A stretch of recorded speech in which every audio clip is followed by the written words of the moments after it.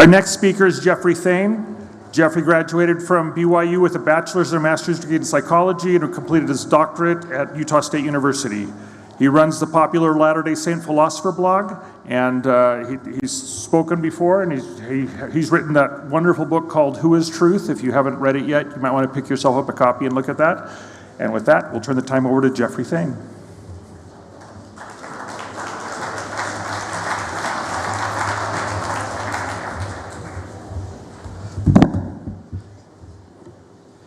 All right, thank you so much. I just want to take 15 seconds and just marvel at the technology that makes all this possible.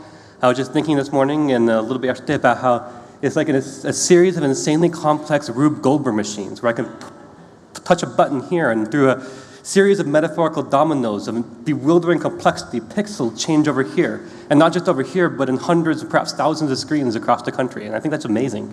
So thanks for the technical team that makes that possible. They do excellent work. So let's just jump in. Let's imagine two roommates, James and Greg, who both attend BYU. They live under the same roof. They are both practicing Latter-day Saints. And they both claim to believe the doctrines taught by the Proclamation on the Family on Sexuality and Gender. However, despite their shared beliefs, the way they experience church culture and policies couldn't be more different. For James, BYU's honor code seems like a natural extension of those teachings, an institutional scaffold that helps reinforce our moral intuitions. For him, discipleship involves participating in a community that encourages and reinforces our shared values and priorities, and helps us maintain our ideals and live out our convictions. For Greg, the community norms these doctrines give rise to are disclosed to him and experienced by him as stifling and burdensome towards LGBT individuals. He concludes that his faith requires him to engage in political and social advocacy on the behalf of LGBT friends, families, and neighbors, to make the university and the church more hospitable for those who live LGBT lifestyles. This leads us to the question, how can two people who share the same doctrinal beliefs arrive at such wildly different conclusions? This question is relevant to those of us who want to help members maintain faith and conviction. The Gregs of the story do not always experience a crisis of faith and leave the church. But Greg's approach may indeed prime him towards distrust of the church's policies and traditions, and sow the seeds of continued disappointment and future disaffection when the church doesn't change in the ways he prefers.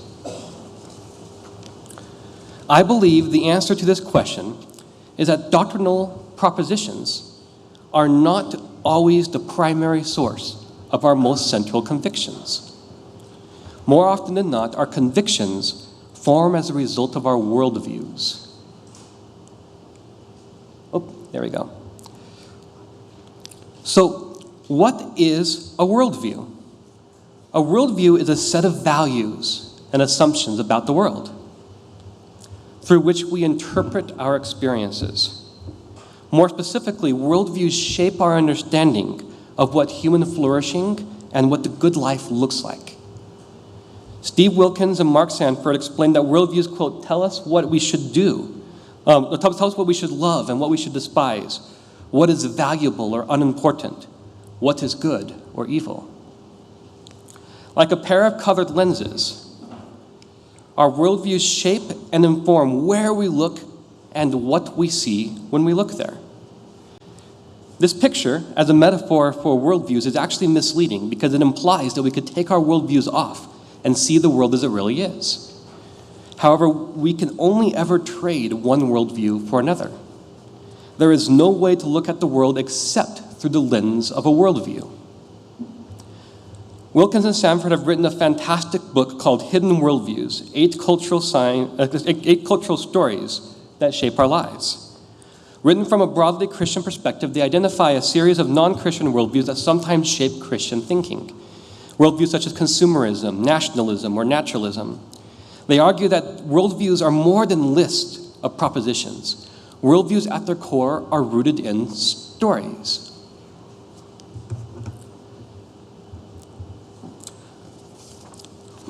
Stories give us characters. In every story, characters have goals, aspirations, and desires, the things that the characters are striving for.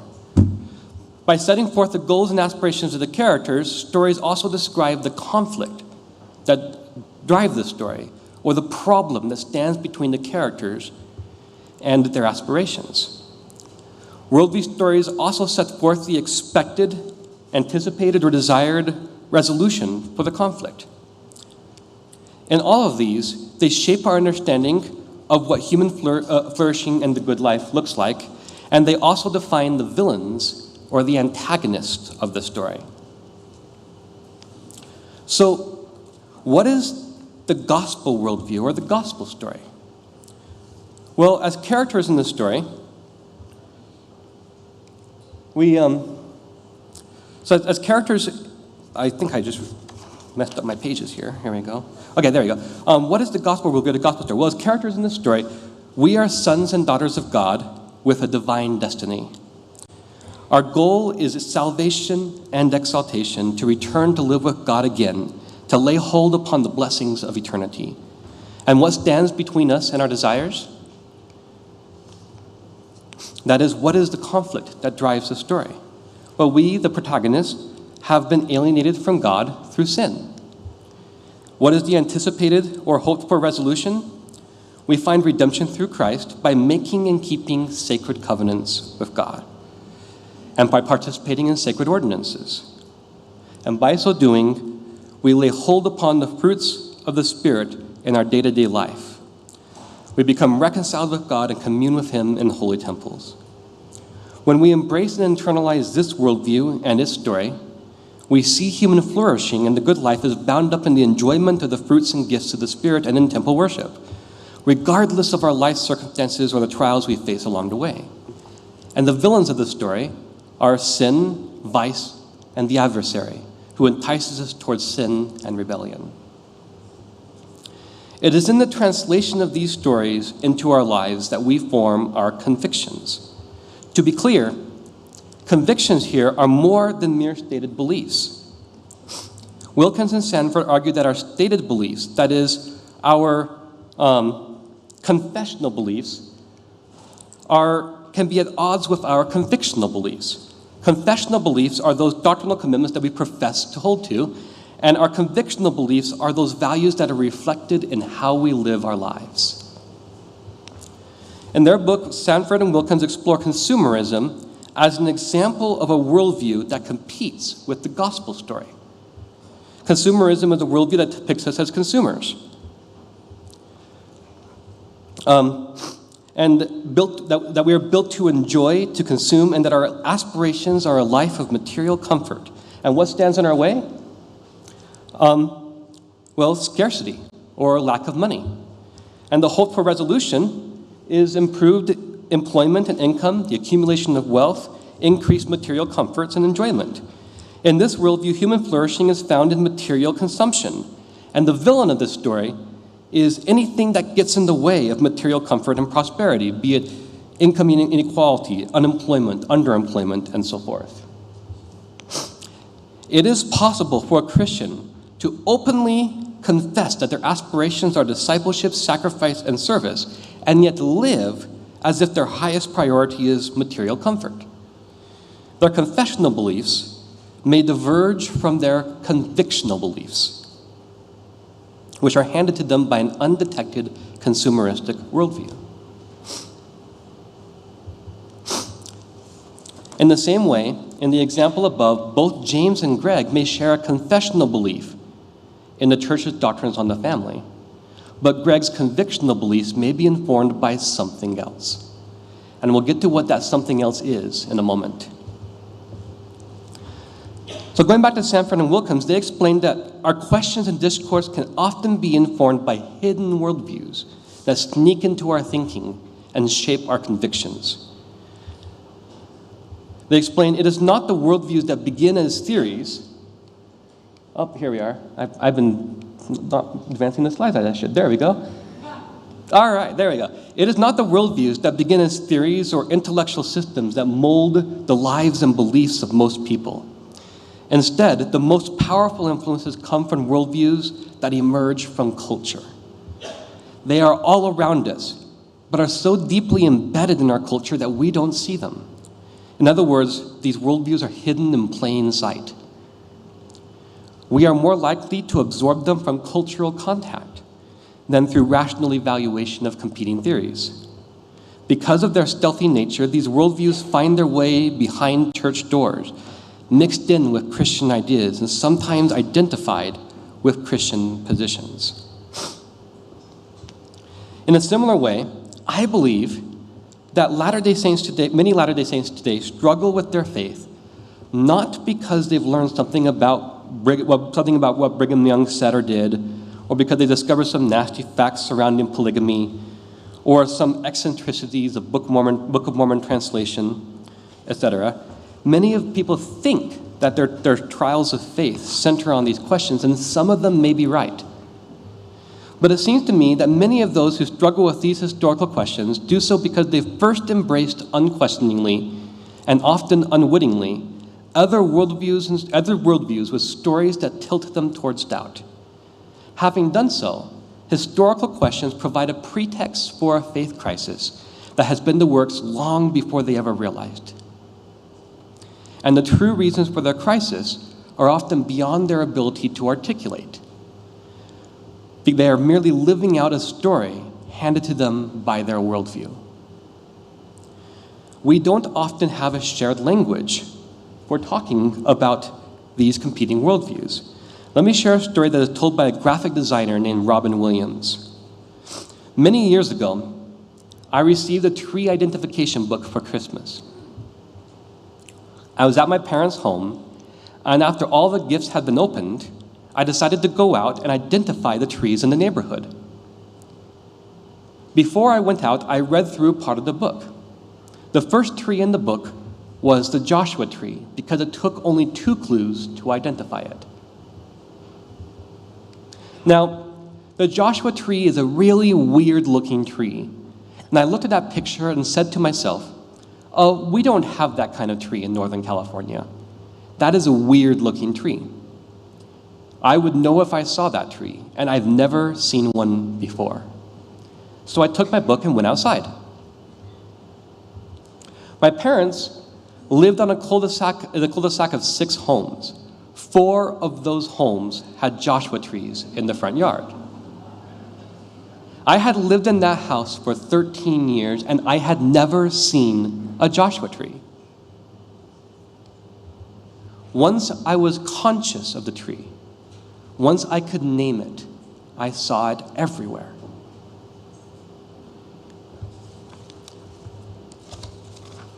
This is what I sometimes call the Joshua tree principle. If we cannot name something, it is often invisible to us. And our own worldviews are often invisible to us precisely because we don't have names for them. And so by giving names to these worldviews and showcasing them with examples, we've done perhaps a third of the necessary work. We will have revealed to many something about their own thinking that they before did not fully notice or realize. For some, this unveiling and revealing might even be enough to show them the source of their difficulties and the path back into faith and conviction. For others, it might at least be a start on that journey. So let's look at a worldview in depth. Expressive individualism is a worldview that gives self-expression a privileged place among human goods. It treats the social freedom to engage in self-expression as a paramount virtue. Unlike all worldviews, it hands us a story. In this story, we aspire to become who we truly are. The conflict of this story is aptly illustrated in the writings of humanistic psychologist Carl Rogers, who argued that the threat of judgment creates a split between our private and public selves. Because of the cultural norms and family expectations or religious conventions, we hide our true selves from the world. Therapeutic healing, in Rogers' view, requires us to break free from the shackles of oughts and thou shalts and embrace what we have hidden from others.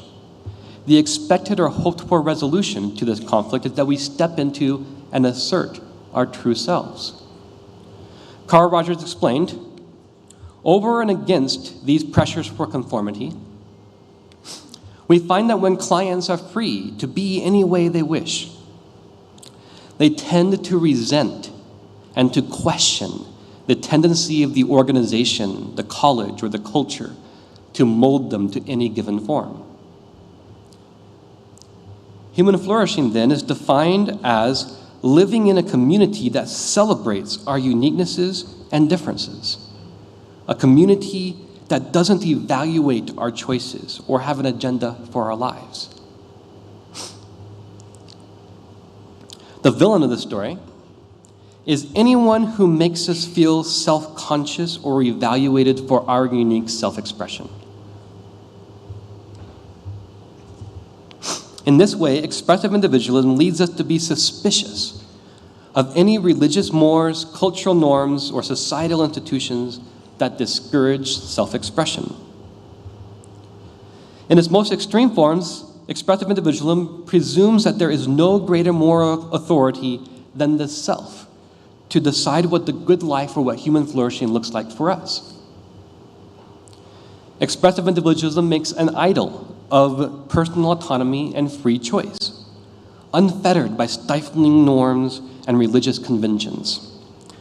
From this view, community norms and religious precepts that lead people to evaluate our choices, especially choices that we see as an outgrowth of our natural selves or our true selves, hinders personal development. So let's put the expressive individualist story and the gospel story side by side. The expressive individualist story takes place in 3 stages.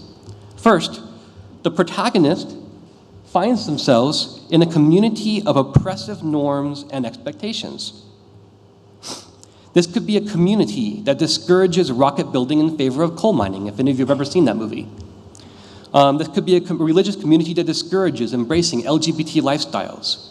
Whatever the case may be, the community does not celebrate their unique preferences, desires, or aspirations.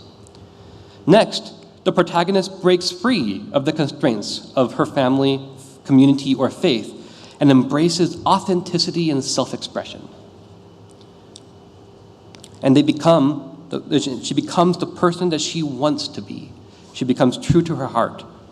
She embraces whatever parts of herself that were formerly hidden from the world, be that an interest in rocket building or an LGBT lifestyle or whatever the case may be.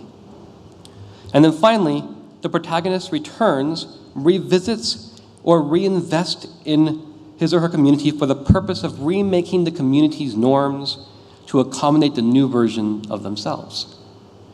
They seek reconciliation by reinventing the community in their image. For example, they might engage in social advocacy to dismantle norms that discourage LGBT lifestyles, or they might start a rocket science club at their school.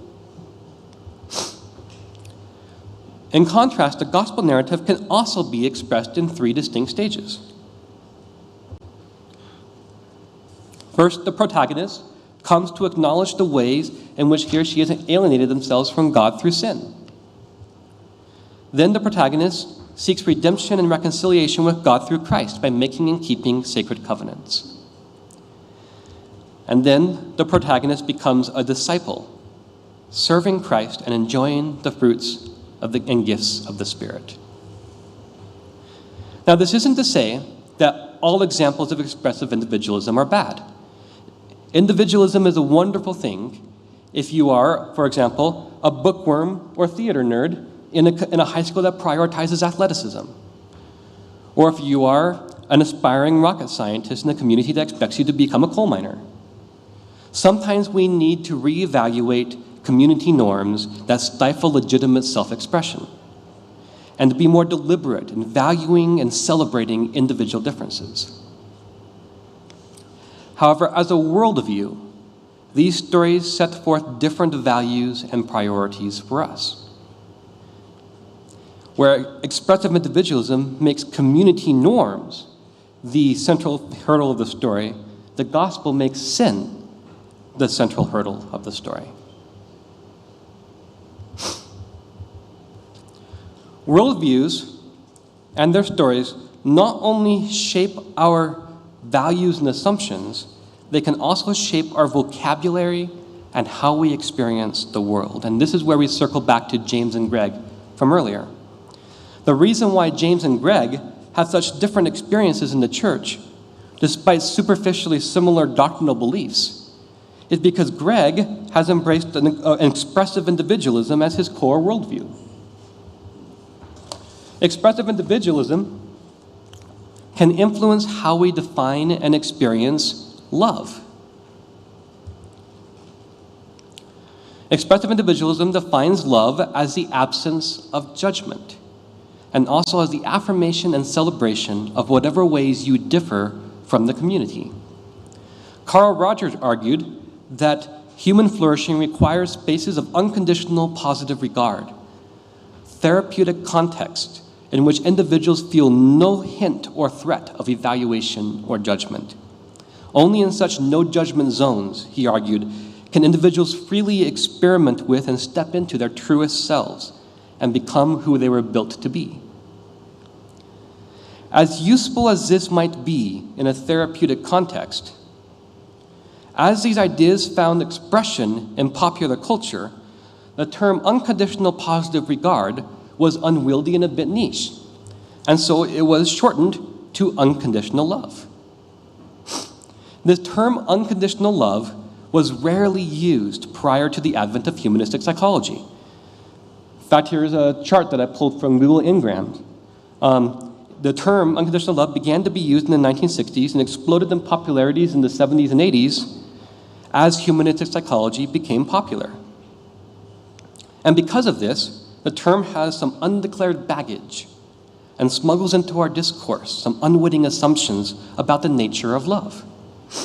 Basically, for many people, including many Latter-day Saints, we have come to see love and discernment as opposites. Just as a therapist who evaluates his client's decisions as not providing unconditional positive regard, according to Rogers, so it is that when family, friends, parents, and teachers and church leaders evaluate someone's choices in light of the restored gospel and the covenants we have made, they are not providing unconditional love. They're not providing unconditional love, according to the expressive individualist worldview.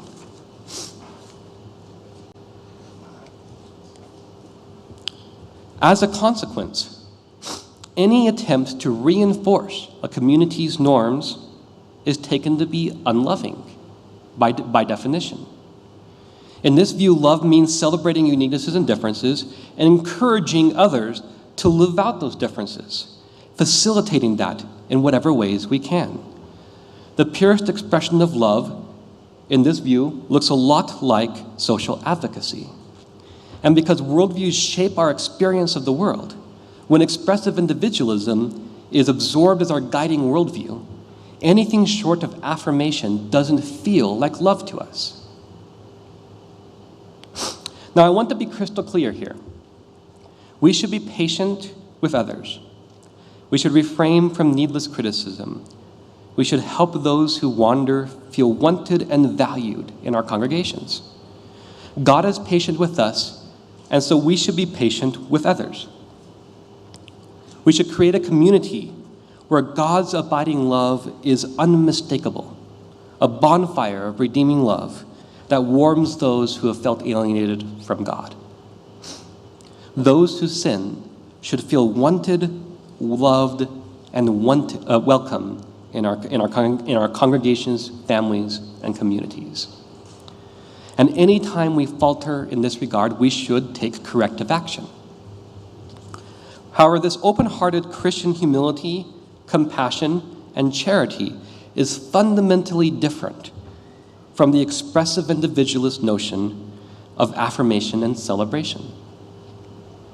In a Christian worldview, love is all about genuine concern, with an aim towards salvation and exaltation of souls, through repentance, forgiveness, and transformation through Christ. In a Christian worldview, love is not indifference, and indifference is not love.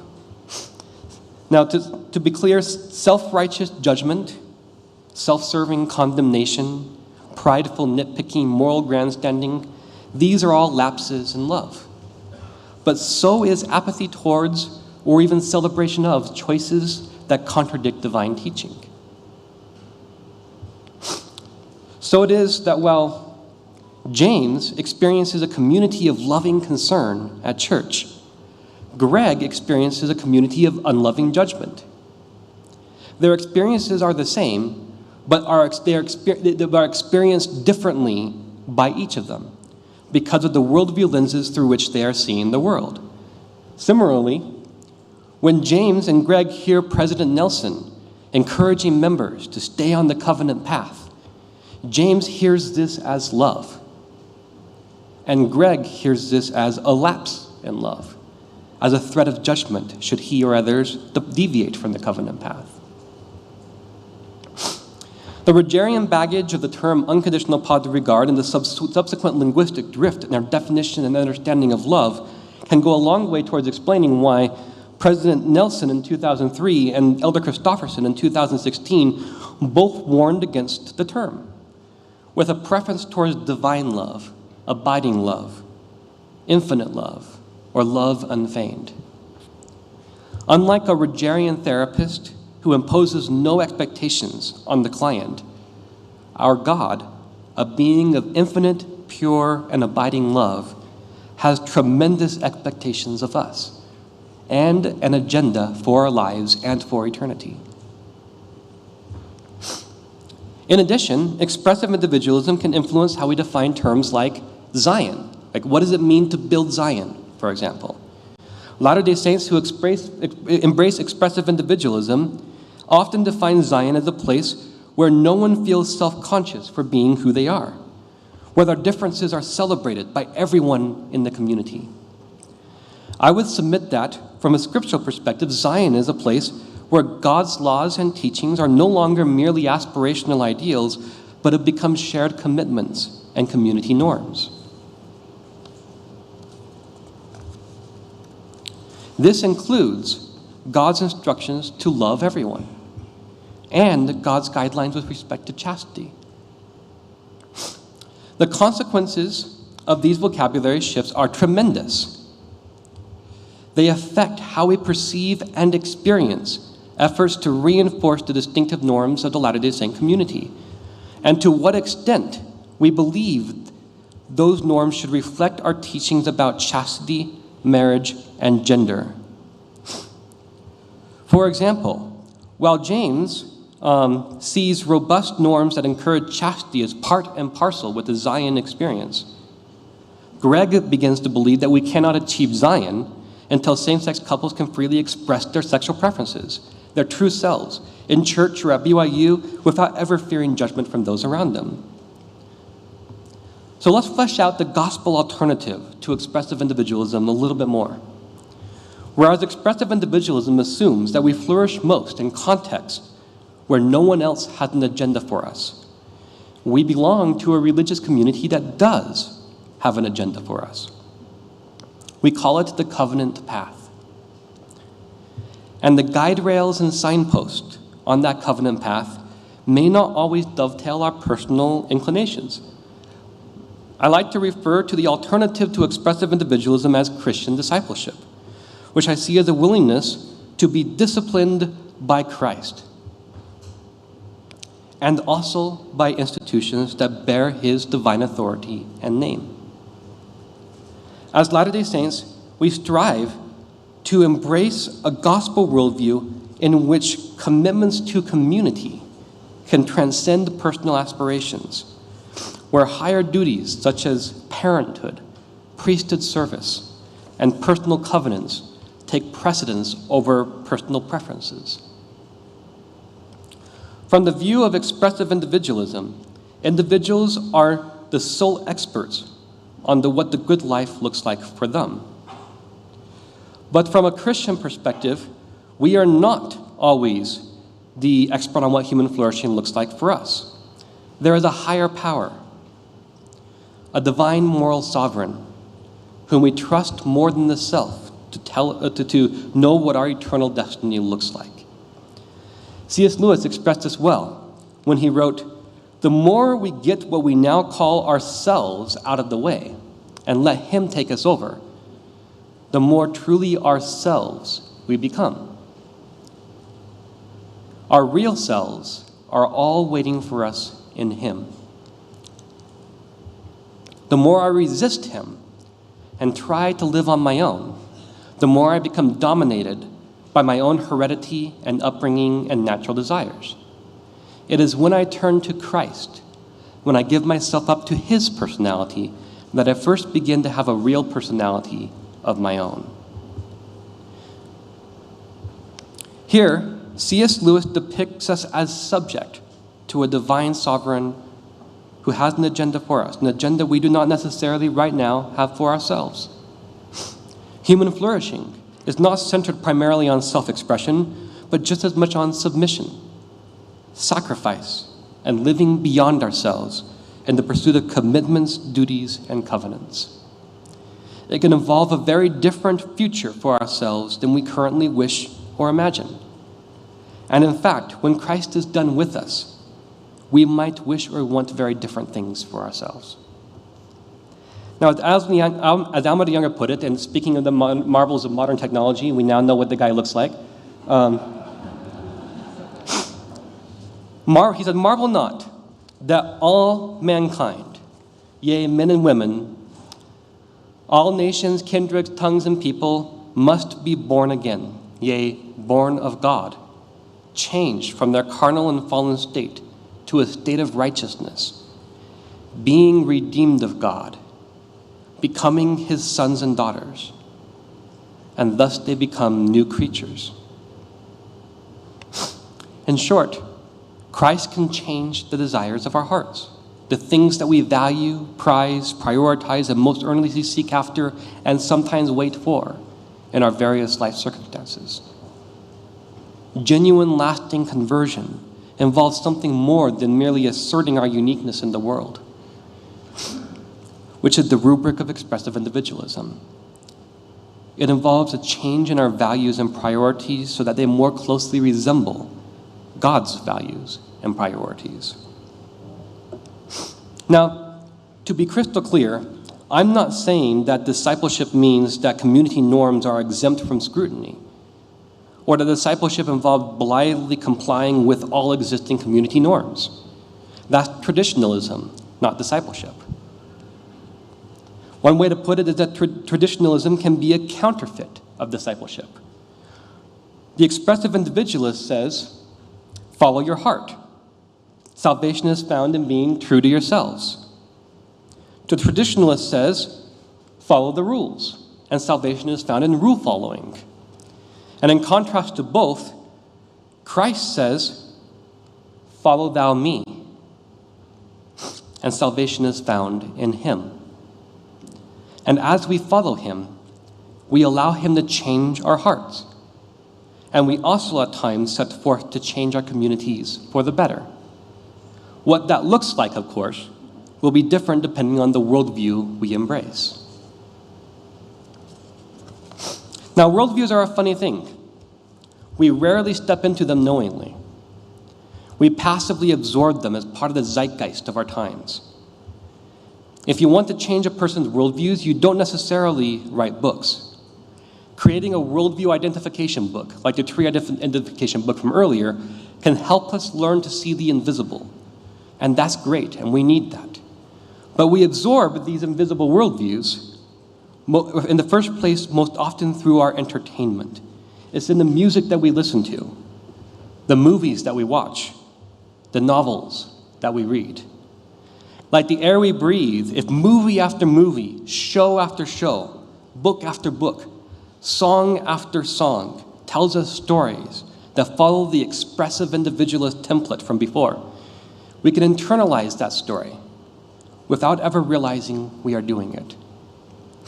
And the way our own faith traditions appear to us can then be changed by that story, as well as our values and priorities and expectations for our lives.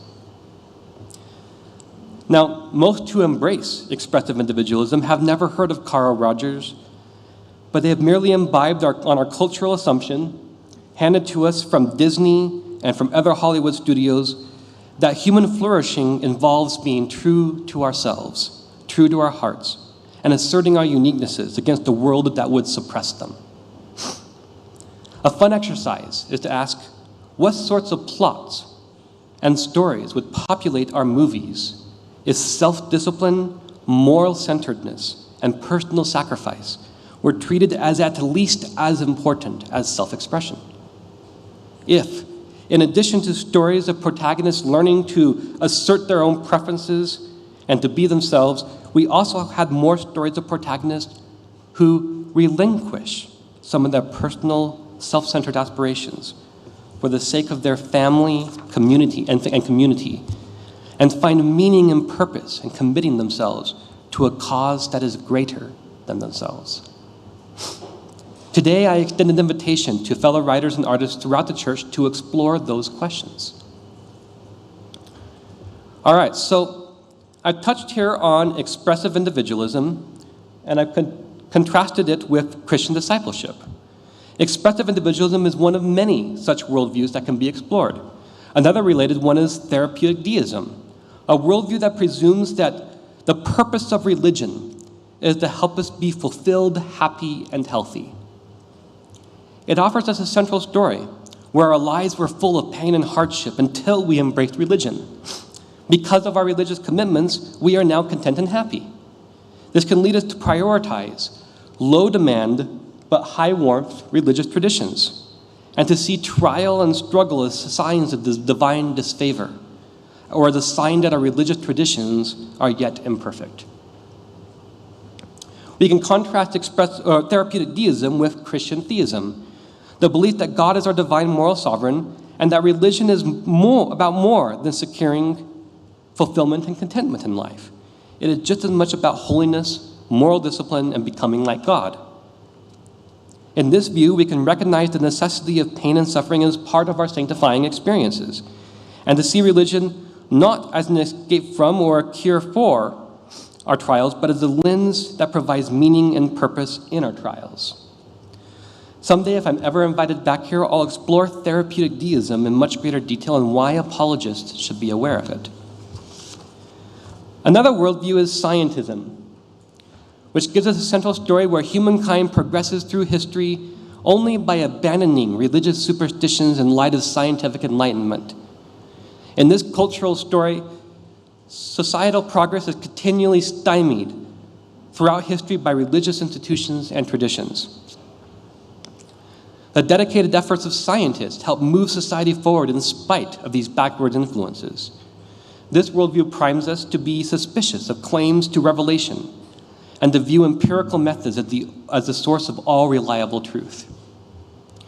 Ben Spaxman has spoken in this forum about the dangers of fundamentalism, and I believe he'll be speaking to us again tomorrow. He uses the term in a very specific way with a very specific meaning. I'll use the term in a little bit of a different sense here, to refer more broadly to a worldview that assumes that divine instruction can never change. It hands us a story where direct revelation established divine teaching, and where communities subsequently depart from that divine teaching and fall into apostasy. This story has kernels of truth, profound truth. I mean, it's part of our founding narrative in the restored Church of Jesus Christ. But as the only story, it can also prime us to reject ongoing revelation if it appears even slightly different from our past interpretations of historic revelation. And this is where we get the Denver Snuffers or the Allen Rock Watermen and their followers. We can also explore the ways in which nationalism and other political worldviews set forth stories that shape our conviction and priorities in ways that distort how we live out the gospel of Jesus Christ. Stories that center on the state as the primary authority in our lives and the locus of our salvation from the ills that plague our society and the world. There are others I could include here, such as hedonism, which treats pleasure, satisfaction, and personal fulfillment as life's highest goods, and pain and suffering as inherent evils to be avoided. Or we have secular humanism, a worldview that centers our attention on human efforts and activity as opposed to God's activity in the world as the source of progress and salvation. In short, many are having a faith crisis today because they have already been proselyted into competing worldviews and just do not yet know it. As unwitting adherents to a foreign faith, but yet active participants in this one, they start to find many of the things that we do and teach to be strange and problematic.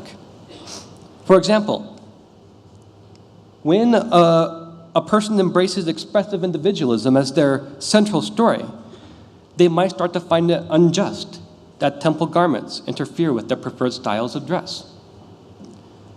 Similarly, an uncritical adoption of therapeutic deism might lead someone to be wary of temple worthiness requirements and the attendant social risks of failing to meet them.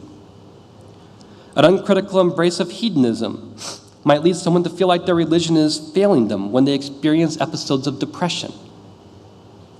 An uncritical embrace of scientism might lead someone to implicitly elevate social scientists over prophets and apostles as the primary authorities on the good life and human flourishing, and so on. Although ostensibly inside our faith, they view our practices and teaching through worldview lenses that predispose them to view our teachings and practices with some measure of suspicion. Now, I'm not trying to universalize this interpretation to everyone. My case is simply that many are having a crisis of faith precisely because they are straddling two worlds and do not have the vocabulary. They do not realize that they are doing so. They are uncomfortable maintaining that posture, but they are not equipped with the language to articulate their predicament. And so they fixate on historical stuff that for many of the rest of us might pose no problem at all. But for someone who is already feeling out of place, it might give them precisely the pretext they need to leave. Our critics sometimes accuse us of being unwilling to question. I believe that we should ask far more questions than we often do, and that real critical thinking involves asking questions about our questions. For example, what cultural and worldview assumptions are baked into our questions? How are the terms defined? Terms like love, Zion, etc., and so on. Why these questions and not others? And how do our worldviews inform what we accept as permissible answers to our questions? I believe that when we learn to think critically about our questions, we can become more discerning and thoughtful Latter-day Saints. Today, I extend an invitation.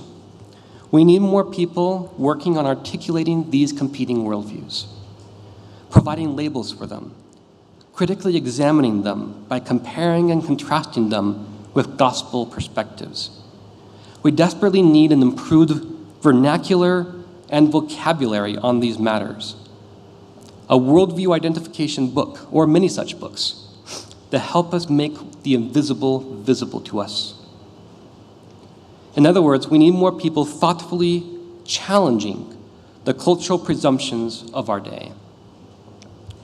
And more especially, we need thoughtful people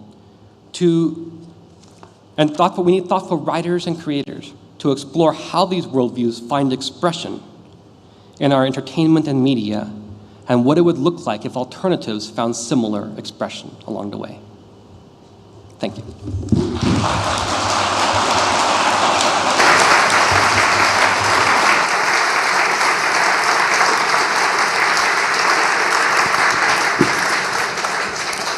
Thank you, Jeffrey.